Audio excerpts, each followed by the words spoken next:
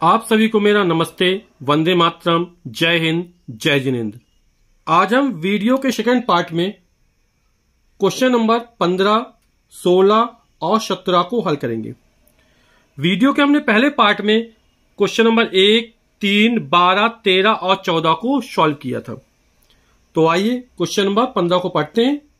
कोई पत्थर ऊर्ध्वाधर दिशा में ऊपर की ओर 40 मीटर प्रति सेकंड के प्रारंभिक वेग से, तो जो प्रारंभिक वेग को u से लिखते हैं और u का मान जो हमको दे रहा है वो है 40 मीटर प्रति सेकंड, फेंका गया है। g बराबर 10 मीटर प्रति सेकंड स्क्वायर लेते हुए स्मॉल g का मान हमको दे रहा है 10 मीटर प्रति सेकंड स्क्वायर।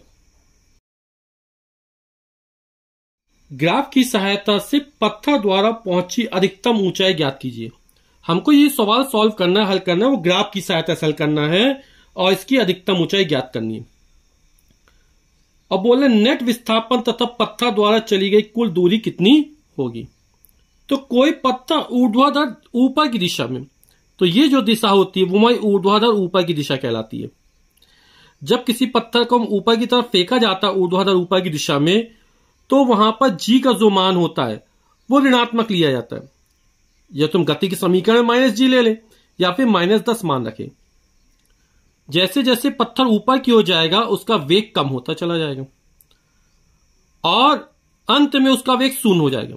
वही उसकी अधिकतम ऊंचाई हो जाएगी कि जब पत्थर का अंतिम वेग कितना 0 हो जाए, तो अंतिम वेग कितना हो जाएगा 0 हो जाएगा। तो हम ज्ञात करते कितना समय लगता है उसको ऊपर पहुंचने में।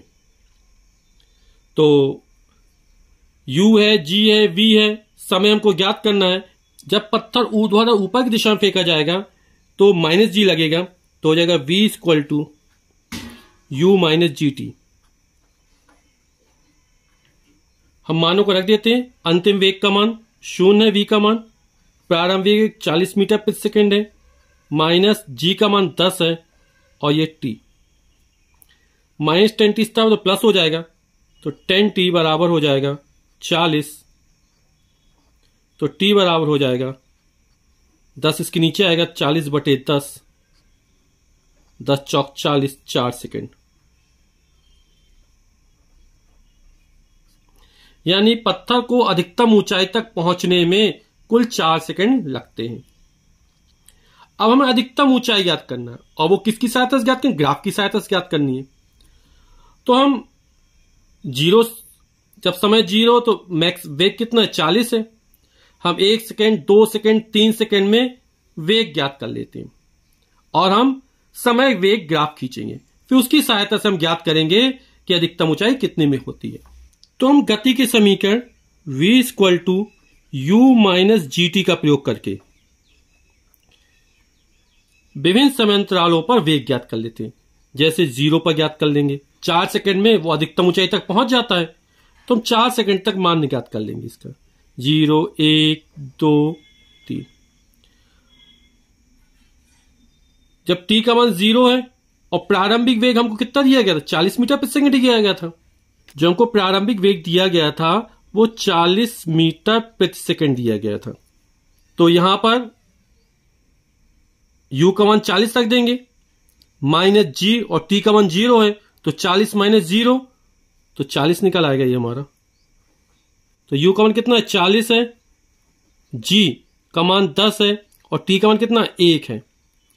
तो 40 - 10 एकम 10, कितना बचेगा 30 मीटर प्रति सेकंड हो जाएगा। जब t का मान 1 रखा तब v का मान कितना है 30 मीटर प्रति सेकंड निकला। अब यहां पे 2 रख देंगे, 10 दूनी 20 हो जाएगा, 40 में 20 जाएगा तो 20 बचा रहेगा। फिर 3 रख देंगे, 10 × 30 हो जाएगा, 40 में 30 जाएगा तो 10 बचा रहेगा। 4 रख देंगे, 10 चौक 40 हो जाएगा, 40 में 40 0 आ जाएगा। तो हमने t और v के मान ज्ञात कर लिए। अब इन मानों की सहायता से हम वेग समय ग्राफ खींचेंगे। तो जब t का मान 0 है तो v का मान 40 है। x अक्ष में समय है, y अक्ष में वेग है मीटर प्रति सेकंड में। हमने मान लिया कि ये एक बड़ा खाना बराबर 1 सेकंड है x अक्ष के लिए, तो x अक्ष पर एक बड़ा खाना बराबर 1 सेकंड और y अक्ष पर एक बड़ा खाना बराबर 10 मीटर प्रति सेकंड है। अब t का मान जब 0 तो v का मान 40 है। t का मान 0, v का मान कितना 40, एक बिंदु को ये मिल गया। जब t का मान 1 है तो v का मान 30 है। जब t का मान 1 है तो v का मान 30 है, दूसरे बिंदु को ये मिल गया। t का मान 1 और v का मान 30। जब t का मान 2 है तो v का मान 20 है। t का मान 2 है और v का मान ये 20, ये वाला बिंदु हो गया। जब t का मान 3 है तो v का मान 10 है, अगला बिंदु ये मिल गया। और जब t का मान 4 है तो v का मान 0 हो गया। इसको मिलाते हुए एक रेखा खींच देंगे तो ये हमारा वेग समय ग्राफ कहलाएगा।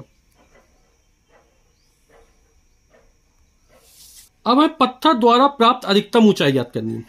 तो पत्थर द्वारा प्राप्त अधिकतम ऊंचाई, ये जो वेग समय ग्राफ आया है, इसके नीचे घिरा क्षेत्रफल है ये पूरा। तो ये जो घिरा क्षेत्र है पूरा, इसका जो मान निकलेगा वही अधिकतम ऊंचाई को प्रदर्शित करेगा। तो त्रिभुज OAB का जो क्षेत्रफल निकलेगा वही अधिकतम ऊंचाई को प्रदर्शित करेगा। और त्रिभुज का क्षेत्रफल हम जानते हैं 1/2 आधार गुणी ऊंचाई। तो 1/2 आधार, इसका आधार हो जाएगा OA और ऊंचाई हो जाएगी OB।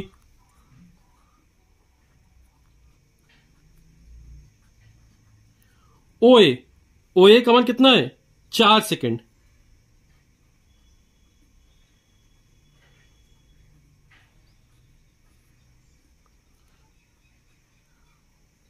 OB का मान है 40 मीटर प्रति सेकंड।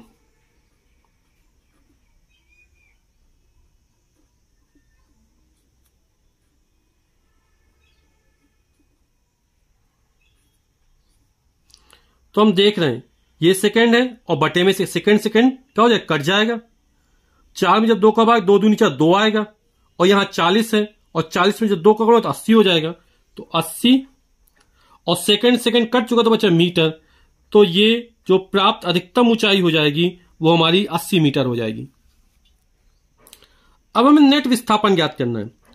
तो नेट विस्थापन यानी प्रारंभिक और अंतिम बिंदुओं के बीच चली गई न्यूनतम दूरी। तो कण बिंदु बी से चलना प्रारंभ करता है और बी पे चला, अधिकतम ऊंचाई तक गया, फिर बी पर आ गया, यानी जहां से चला था वहीं पर आ गया। यानी प्रारंभिक और अंतिम बिंदु दोनों समपाती हो गए। तो नेट विस्थापन कितना हो जाएगा 0, क्योंकि प्रारंभिक और अंतिम बिंदुओं के बीच चली गई न्यूनतम दूरी या कम से कम दूरी विस्थापन कहलाती है। और यहां प्रारंभिक और अंतिम दोनों बिंदु क्या मिल गए, इसलिए उसके बीच की दूरी कितनी है 0, क्योंकि कण बी से चला था, बी पर फिर आ गया। तो नेट विस्थापन जो होगा वो हमारा हो जाएगा 0। अब चली गई कुल दूरी ज्ञात करनी है। तो कण बी से चला, अधिकतम ऊंचाई तक गया तो 80 मीटर चला, फिर वहां से नीचे उतर आया वहीं पर तो फिर 80 मीटर चला। तो 80 + 80 कुल कितना चला 160 मीटर। तो पत्थर द्वारा चली गई कुल दूरी जो होगी वो 160 मीटर होगी। तो चली गई कुल दूरी बाद तय किए गए पथ की लंबाई, पहले अधिकतम ऊंचाई तक पहुंचने में 80 मीटर चला, फिर अधिकतम ऊंचाई से जहां चला वहीं पर आया, फिर 80 मीटर चला, टोटल चला 160 मीटर। तो तय किए गए पथ की लंबाई या चली गई कुल दूरी जो होगी वो हमारी 160 मीटर होगी। यही हमारा आंसर होगा।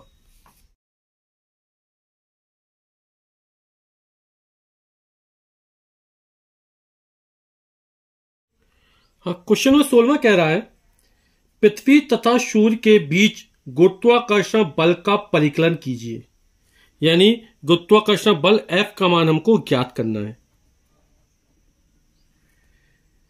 पृथ्वी का द्रव्यमान मान लो कैपिटल M है। तो कैपिटल M बराबर हमको दिया गया है 6 × 10⁻24 किलोग्राम।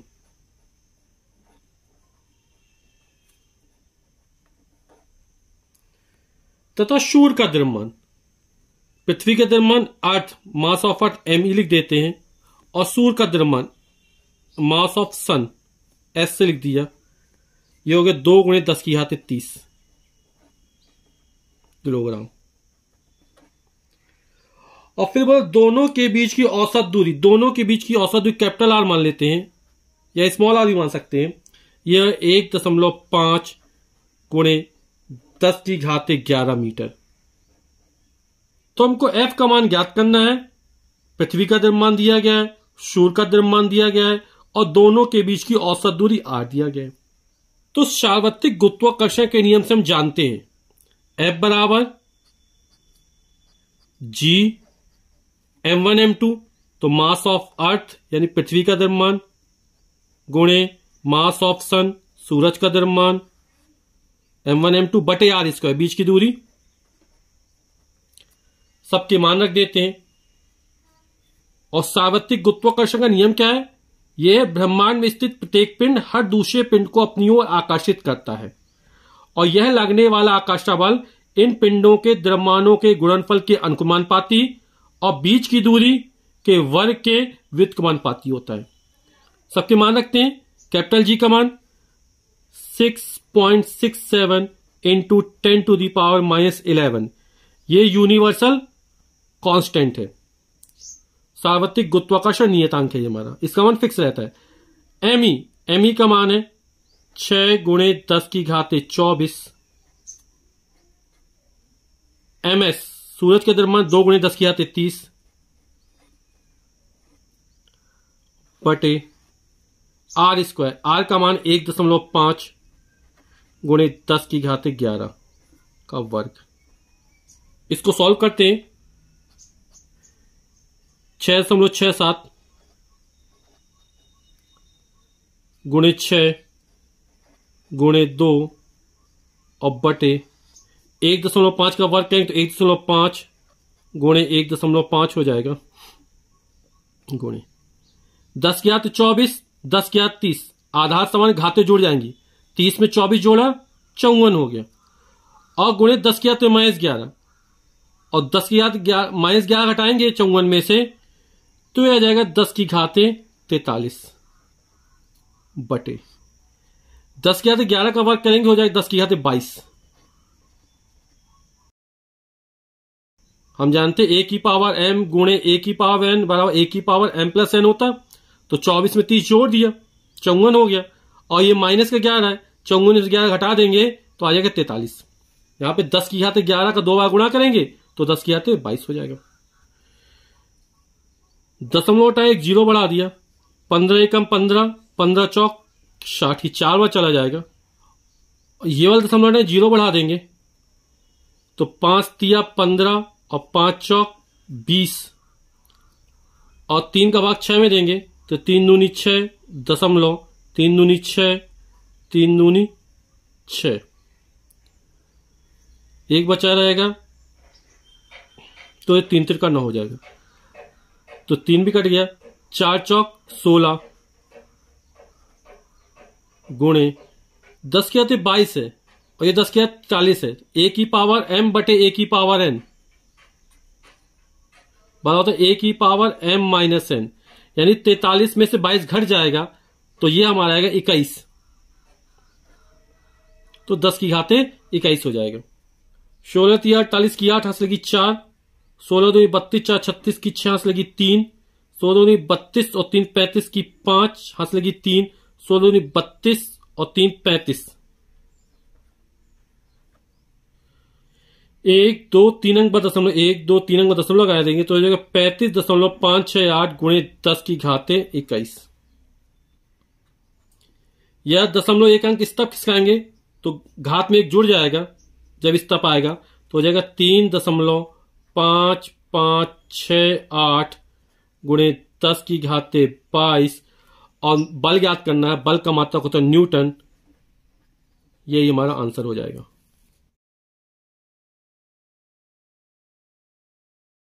क्वेश्चन 17वां कह रहा है कोई पत्थर 100 मीटर ऊंची किसी मीनार की चोटी से गिराया जाता है, तो जो मीनार की चोटी है वो क्या है 100 मीटर ऊंची है, यानी जो h का मान दिया गया है वो हमको 100 मीटर दिया गया है।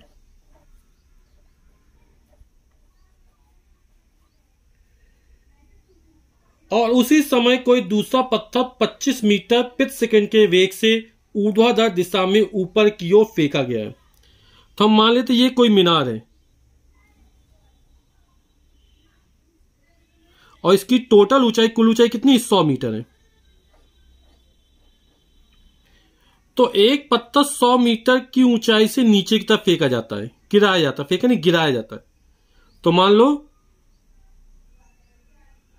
बिंदु ए से गिराया जाता है ये, और ठीक इसी समय दूसरा पत्थर ये ऊपर की तरफ फेंका जाता है, मान लो ये बिंदु बी से फेंका जाता है। तो ये जो पत्थर फेंका जाए इसका जो वेग है वो हमारा 25 मीटर प्रति सेकंड है, ऊर्ध्वाधर ऊपर की दिशा में फेंका जाता है।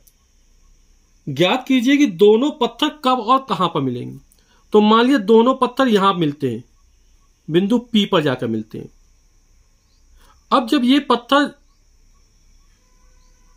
100 मीटर की ऊंचाई से गिराया जाएगा तो छोड़ दिया गया, तो पहले रुकी हुई अवस्था में था, तो इसका प्रारंभिक वेग कितना होगा, 0 होगा।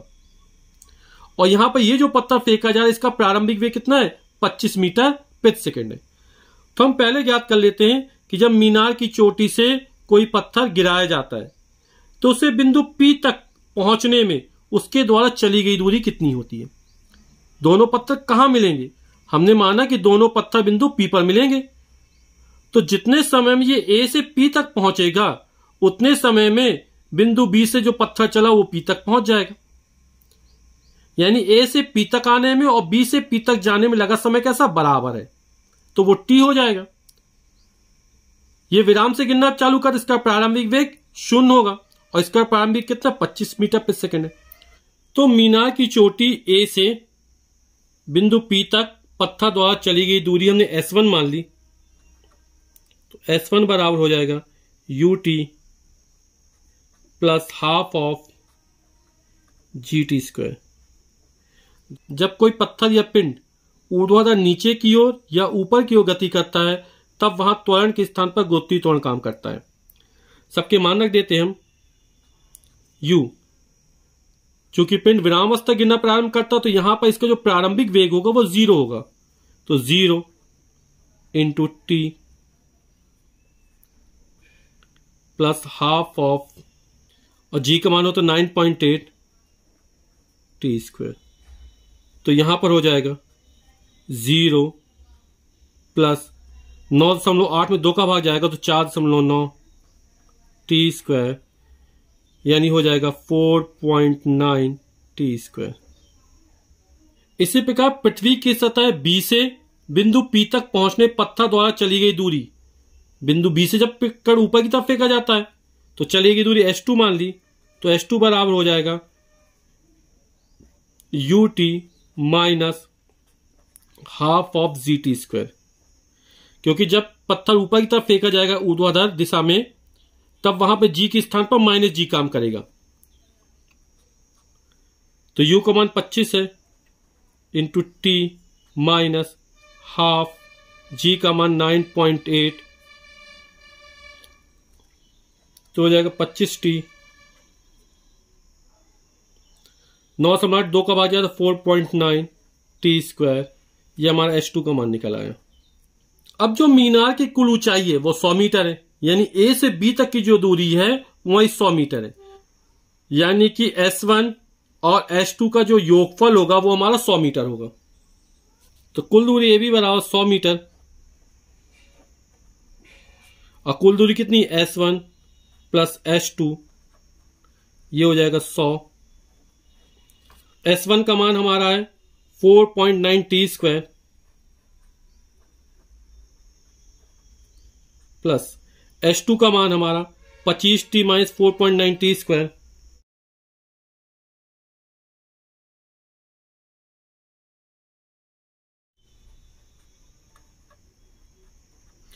ये ब्रैकेट हटा देंगे,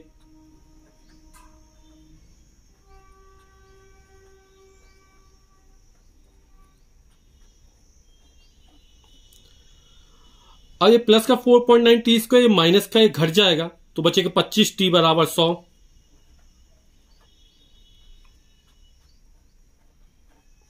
तो T का मान निकला 25, इसके नीचे चला जाएगा,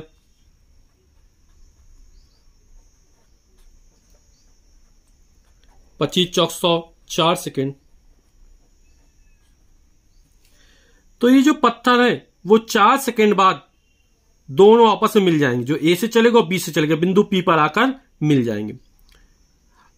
और हमसे पूछ रहा है कहां मिलेंगे? तो S1 बराबर 4.9 टी स्क्वायर है, तो हम टी का मान रख देंगे, तो यहां से यहां तक चली गई दूरी निकल आएगी हमारी, तो वहीं पर मिल जाएंगे। तो S1 बराबर 4.9 टी स्क्वायर, 4.9 और टी का मान 4 है, 4 का वर्ग, तो हो जाएगा 4.9 और 4 का वर्ग 16, यहां पर 9 है।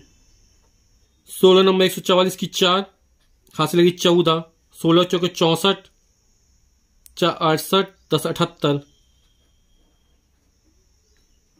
तो S1 का मान 78.4 मीटर निकल आया। आंसर 80 मीटर शायद दिया गया है ना। यदि हम गुरुत्वीय त्वरण G का मान 10 लेके चलते तो यहां पर 5 आता और 16 पंचे 80, तब 80 मीटर निकल आता। तो ये 25t माइनस 4.9 टी स्क्वायर होगा। तो चूंकि टोटल दूरी 100 है, 100 में से हम 78.4 घटा देंगे तो निकल आएगा 21.6। तो दोनों पत्थर 4 सेकंड पश्चात मीनार की चोटी से 78.4 मीटर की दूरी पर मिलेंगे और मीनार के आधार से 21.6 मीटर की दूरी पर मिलेंगे।